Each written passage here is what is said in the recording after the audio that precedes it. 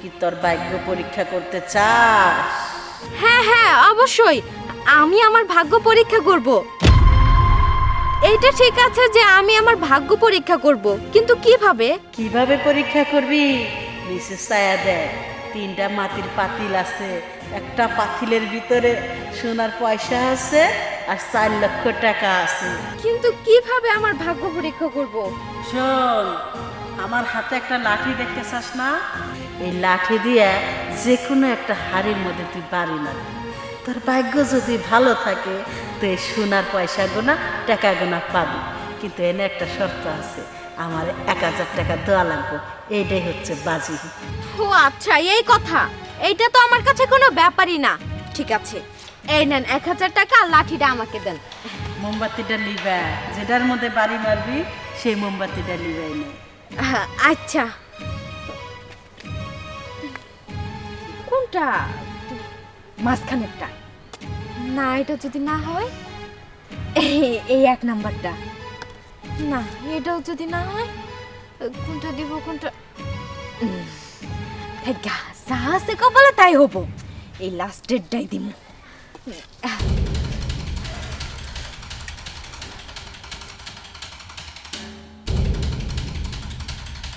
আল্লাহ,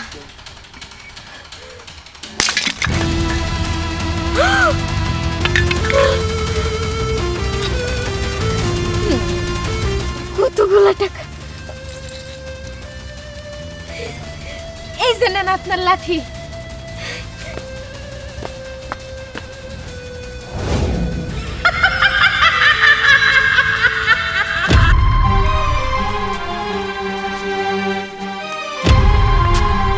আরে দাঁড়া, তার চোখের সামনে 3টা মাটির হাড়ি আছে। যে কোনো একটা হাড়ির মধ্যে সোনার পয়সা আর 4 লক্ষ টাকা আছে। তুই যদি তোর ভাগ্যটা পরীক্ষা করতে চাস, 3টার মধ্যে একটা হাড়ি তুই ভাঙতে পারোস।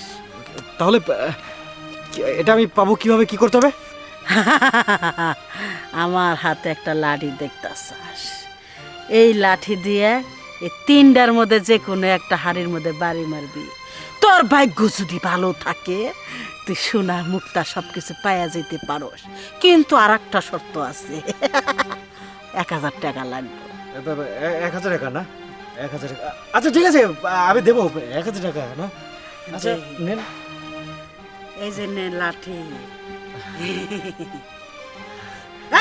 হ্যাঁ বলুন। যে পাতিলের মধ্যে তুই বাড়ি মারবি ওই পাতিলের মোমবাতিটা লিবে নিস। আপনি বলে দিবেন আমি কোনটা ফাটাবো? না না, তোর ভাগ্য তুই যাচাই বাছাই করে নে, কিন্তু আমার বড়লে কিছু না। কোনটা ছেড়ে কোনটা ফাটাবো, কোনটার মধ্যে ধনরত্ন আছে।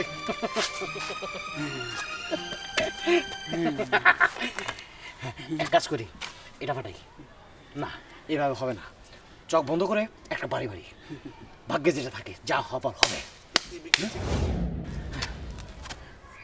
গুনবো, আক্কার বাক্কার বাম্বে বো এক্সাম টেক্সাম কান্না হো চু। এটাই এটাই এটাই। এই মোমবাতি লিবে। I am very excited.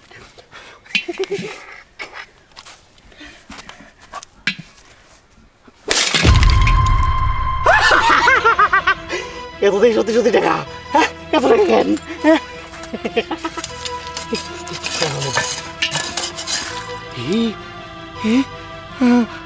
আমি তো বড় লোক হয়েছি। কিসের চাকরি, কিসের কি? হ্যাঁ চাকরি হইলো হইলো, নাই নাই। আমি যাই, হ্যাঁ। আসসালামু আলাইকুম। ওয়ালাইকুম আসসালাম।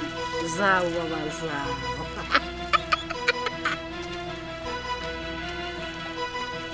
হক মৌলা,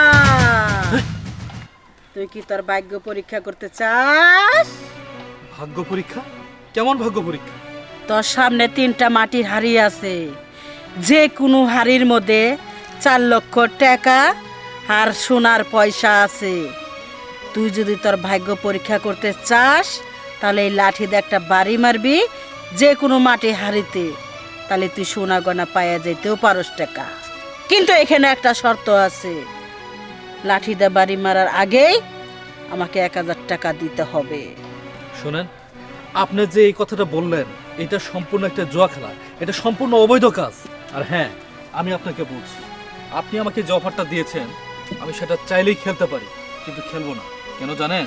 এই জুয়া খেলা করে আমি এত টাকার মালিক হতে চাই না। আমি পরিশ্রমের উপর সব সময় বিশ্বাস করি। আর তাছাড়া যে টাকা সহজে পাওয়া যায় সে টাকা বেশি দিন থাকে না।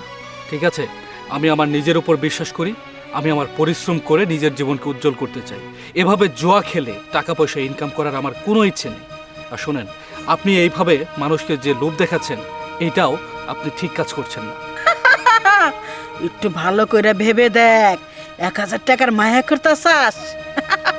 একটা হাড়ির মধ্যে 4 লক্ষ টাকা আর সোনার পয়সা আছে, না হইলে 10 লাখ টাকার জিনিস আছে, আর তুই 1000 টাকার মায়া করতে চাস? চিন্তা ভাবনা করে দেখ, এখনো তোর চান্স আছে। শোনেন, আপনি আমাকে যতই লোভ দেখান না কেন, আমি কখনোই এই খেলা খেলবো না, কারণ আমি জানি এটা একটা হারাম খেলা। সুতরাং আমাকে দ্রুতই যেতে হবে, আমার একটা ইন্টারভিউ আছে। থাকেন আপনি আপনার এই জুয়া নিয়ে। আচ্ছা, কিছুই তো বুঝতে পারলাম না। আকাশ স্যার বললো যে বাহিরে দাঁড়িয়ে থাকেন, এইখানেই আমাদের ইন্টারভিউ নিব, কিন্তু এই জঙ্গলের মধ্যে আমরা দাঁড়িয়ে থাকবো? হয়তো ইন্টারভিউ দেওয়ার আগে বিশেষ কিছু কথা বলবেন। হ্যাঁ, সেটাই মনে হচ্ছে। কিন্তু আপনাদের ইন্টারভিউ তো হয়ে গেছে। আচ্ছা, লিটু সাহেবকে? জি ম্যাডাম, আমি। আপনি সিলেক্ট হয়েছেন, আপনি কাল থেকে আমার অফিসে জয়েন করবেন, আর আপনার বেতন হচ্ছে 60,000 টাকা। আরে থামুন, আপনি কে? কি ড্রেস আপের কোনো ঠিক নেই, হুটহাট করে এসে বলছেন যে আপনাদের ইন্টারভিউ হয়ে গেছে। ইন্টারভিউ এখন পর্যন্ত দিলাম না। আমরা ইন্টারভিউ দেওয়ার বোর্ডেই যাইনি, আর ওনার আমাদেরকেও চাকরি হয়েছে, আপনি বলার কে? সেটাই তো। ও, পোশাকের কথাটা পরে বলি, আমি হচ্ছে এই কোম্পানির মালিক। আসসালামু আলাইকুম ম্যাডাম। আপনি কিন্তু আপনি এই অবস্থায়, আর আমাদের চাকরি হয়নি মানে? অনেকক্ষণ তোমাদের কথা দাঁড়ায় দাঁড়ায় শুনলাম। তোমাদের আমি পরীক্ষা নিয়েছি যে আমার অফিসে কে চাকরি পাওয়ার যোগ্য। তোমরা দুজন কি করেছো? কাপড়টা দেখে কি চিনতে পেরেছেন? আপনারা যে জুয়া খেলেছিলেন ওই পরীক্ষাটা আমি নিয়েছি। বিথি ম্যাডাম, আপনি কি করেছিলেন? 1000 টাকা দিয়ে আপনি হাড়ি ব্যাঙের টাকা পয়সা গোনা, সোনার পয়সা গোনা নিয়ে চলে এসেছিলেন। আর একই কাজ শিশু সাহেবও করেছে, কিন্তু লিটু সাহেব করে নাই। অনেক লোভ দেখাইছি, কিন্তু সে বলেছে আমি নিজে পরিশ্রম করে ইনকাম করে তবে ওই টাকা আমি খাবো। লিটু সাহেব বলেছিল যে আমি অবৈধভাবে জুয়া খেলায় ভাগ্যের উপরে বিশ্বাস করি না। উনি একজন সৎ লোক, আপনারা দুজন অসৎ লোক। আপনাদের যদি আমি চাকরিটা দেই তাহলে আমার অফিসটাকে জুয়া করে বানায় ফেলাবেন, ঠিক আছে? আর ওনাকে যদি চাকরিটা দেই আমার অফিসটা দেখে শুনে সুন্দরভাবে চালাবে। এবার বলেন, এই চাকরিটা পাওয়ার কি যোগ্য আপনারা না উনি যোগ্য? ম্যাডাম, মানুষ মাত্রই ভুল, আমরা তো মানুষ, তাই না? সেই জন্য একটা ভুল করেই ফেলেছি। যে মানুষ একবার ভুল করে সে 1000 বার ভুল করে। আচ্ছা, গেট আউট। ম্যাডাম, চাকরিটা তো হলো না, তাই না? একটা কোয়েশ্চেন ছিল ম্যাডাম আপনার কাছে। কি? মানে হয়েছে কি, এর আগেও আপনার কোম্পানিতে আমি দুইবার ইন্টারভিউ দিয়েছি। একবার আমি পাড়া দিয়ে ডিম ভেঙেছি, যে কারণে আমার চাকরিটা হয়নি। আরেকবার না ভাঙার কারণে চাকরিটা হয়নি। এবারও আমি হাড়িটা ভেঙেছি, যে কারণে আমার চাকরিটা হলো না। আসলে ম্যাডাম, আমি কি জানতে পারি কি করলে আপনাদের কোম্পানির চাকরিটা হয়? এখানে ডিম বাগানে হাড়ি বাগানে কথা হচ্ছে না, এখানে কথা হচ্ছে সততা নিয়ে। আমি যার মাধ্যমে সততা পেয়েছি তাকে এই চাকরিটা দিয়েছি। বাইরে যাও এখান থেকে। আর শোনো, যাওয়ার আগে টাকা আর সোনার পয়সা গোনা গেটে রেখে যাবা। যাও, সিকিউরিটিকে বলা আছে।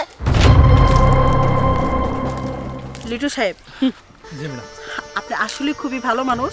মানে প্রশংসা কি করব, প্রশংসার বাইরে এত সৎ মানুষ এই জীবনে পাওয়া যায় না। সেজন্য আমি এই অফিসটারে অনেক কষ্ট করে গড়ে তুলছি।